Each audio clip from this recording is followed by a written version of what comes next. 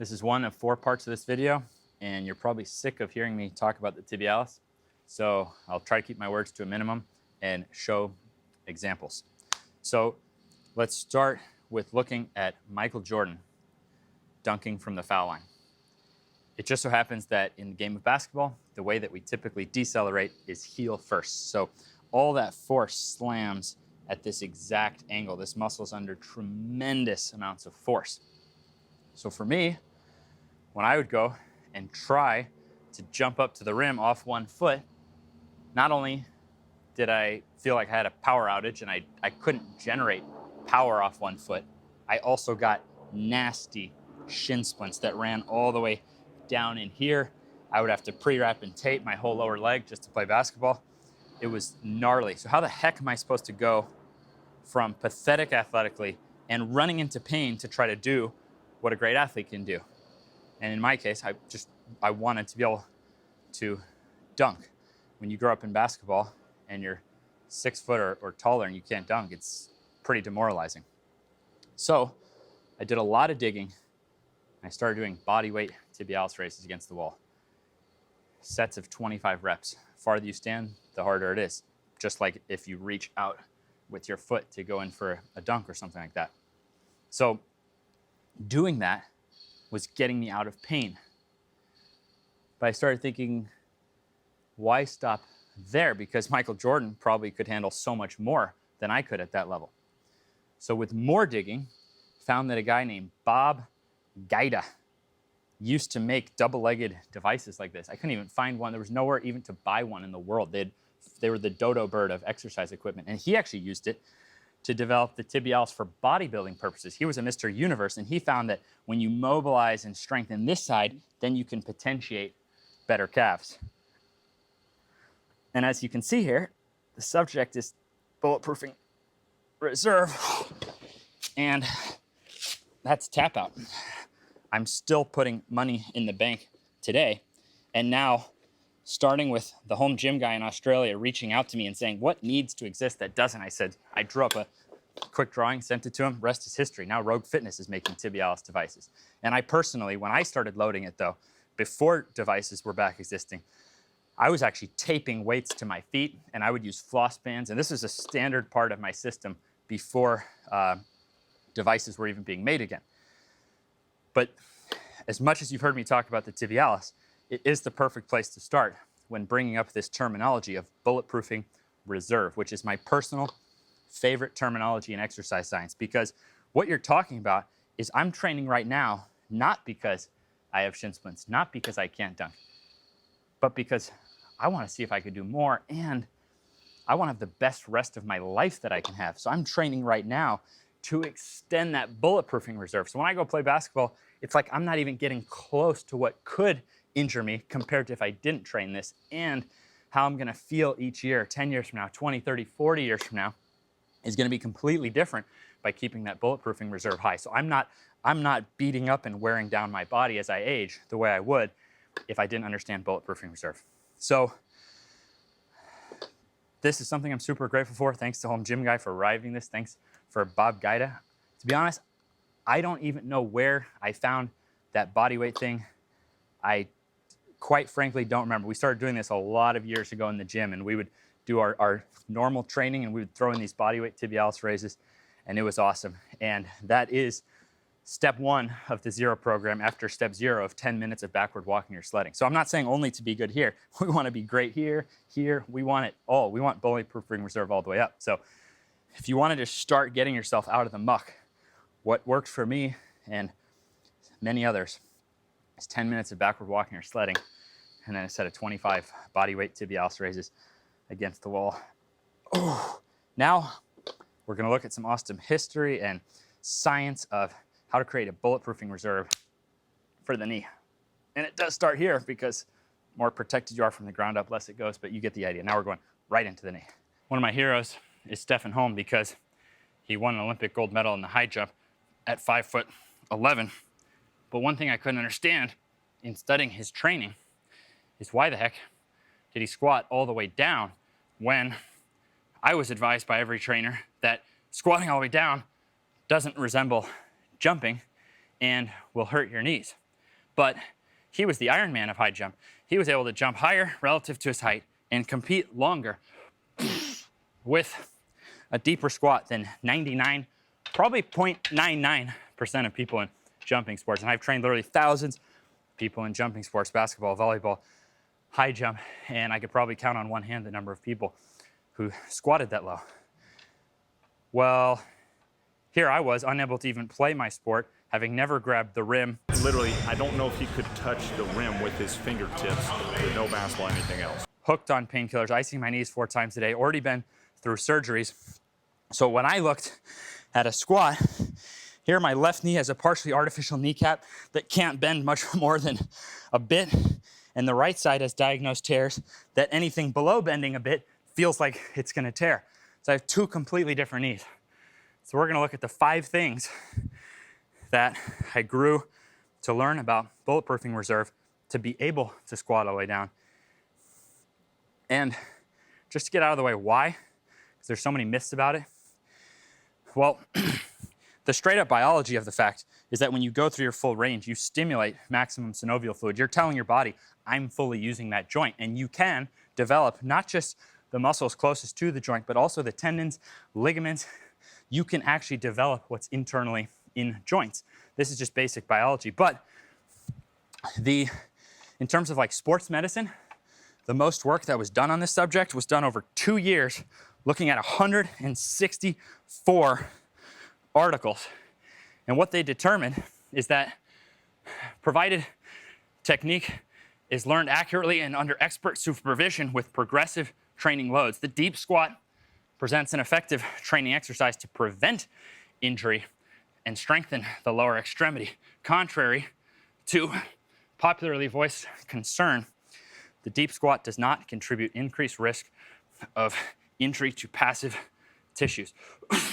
I'll put the quote on the board because it's something along those lines. And they found that stuff internally, even stuff like your meniscus, indicates it can grow. And actually, the way that a knee degenerates is by avoiding deep squats. But I couldn't deep squat. So I said I was going to look at 5 things that gave me Bulletproofing Reserve to now enjoy deep squats.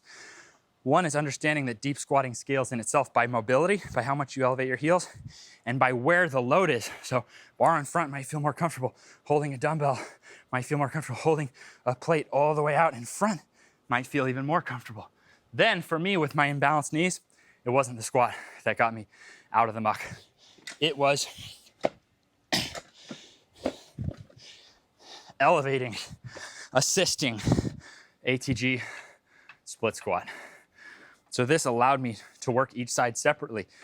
So the ATG split squat, I still do just as much as I squat. So actually, last leg day was ATG split squat. I have to earn my squat. But what came before ATG split squat that potentiates ATG split squat is Poliquin Step Up, because that allows you to work that knee over toe that you have to handle to go all the way down. So here's the bottom part, and now here's the top part. So I noticed the better the Poliquin Step Up, which Charles Poliquin used to help people win the most Olympic gold medals ever, and which is shown in studies to develop your patellar tendons more than avoiding knees over toes. Well, that improves my ability when I then go into a split squat, improves my ability when I go into a squat. And even beneath the step up, I found the more backwards sledding I did, which you could start with just walking backwards, the more I did that, the easier the step up got. And all of that, let's look at the opposite of what's going on and what I did in this session before I even start my squats. So to earn my squats, already earlier this week, I had to do my step ups. Then I did my split squats. And then in this session, had to get my sled in. And then I had to work what?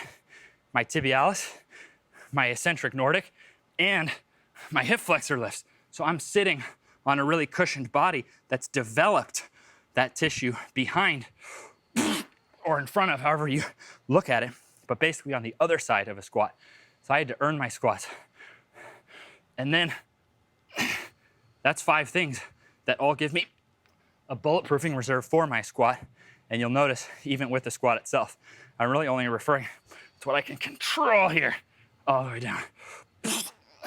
Because if I bounce, I'm not saying that bouncing is bad, but I wouldn't be stimulating those max results of what I'm trying to get. Now, here's the exact load I'm using. I'm not trying to hide fake weights or stuff like that. And it should be encouraging that the weight is actually not tremendous. 20 kilo, 10 kilo, 5 kilo. I just keep mixtures of those because you can make anything. You don't really need like a 15 kilo plate. It's just wasted money. So this is like 198 pounds. This happens to be the amount of weight I'm supposed to use. I'm doing my program workout as we speak. And if you look at Stephen Holm, statistically greatest high jumper of all time, and his weights weren't that impressive, but his positioning and how he did them were very impressive. And again, the fact that he was this 1 in 1,000 or more of people in the jumping world who truly embraced the full squat. And now he's still in his 40s. Actually, it's probably more impressive how he can squat now in his 40s than when he was in his career.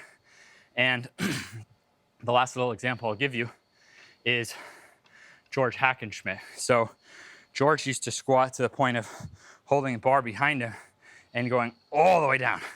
Like my cheeks are literally hitting the back of my sneaks. Now, what I like to use, I like to only use movements that scale from me to my mom. My mom's 68, fixed her issues, can sprint. I don't want to be doing something now I can't do the rest of my life. So every single movement in the ATG program gives you Bulletproofing Reserve and scales to any level. So that type of hack squat, truly awesome. But I think if you have your basics of these step ups, split squats, ATG squats, scaled to your level, never working through pain, well, just really by messing around with it here or there, that hack squat even feels good. But if that was not even a tenth of the volume of what made results that were beyond what I hoped for. Like if you would have told me years ago, sign a contract, you'll have this athleticism the rest of your life. Are you kidding me? I can squat down off these and throw down a reverse dunk. I'm dunking in games every which way. I can dunk off either leg, different plants. Like this is crazy for me even now. Every time I go to the court, it feels like being a little kid on Christmas again or something. So I'm grateful for all that I have. So I'm not gonna now mess with something new. So anything I'm doing now is just actually trying to get to higher. If anything, I'm being safer. I'm training even safer. I'm training for the long haul. So there's a bunch of data on how to build Bulletproofing Reserve for your knee, from the best in history to the best transformations to the best up-to-date science on the issue.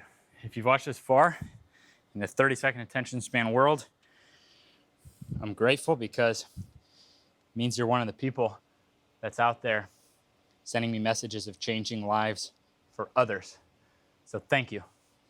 Now I'm going to show you how I deadlift. I don't allow myself to do more than I just did in the squat. And my intention is I'm only trying to power up my hips to a degree that my hamstrings, when I sprint, will have the length and strength to handle. So this is how I deadlift. It doesn't mean it's the only way that you could deadlift, but thanks to that intent plus the rest of what's in this video, I'm one of the few people in the world who has the explosiveness to throw down a tomahawk slam and drop right into a splits, and to be able to do this stuff year after year without ever having a soft tissue injury and without ever using an exercise that my mama can't do, because she could just start with dumbbells. So this is how I deadlift. Last little tip of elevating the toes.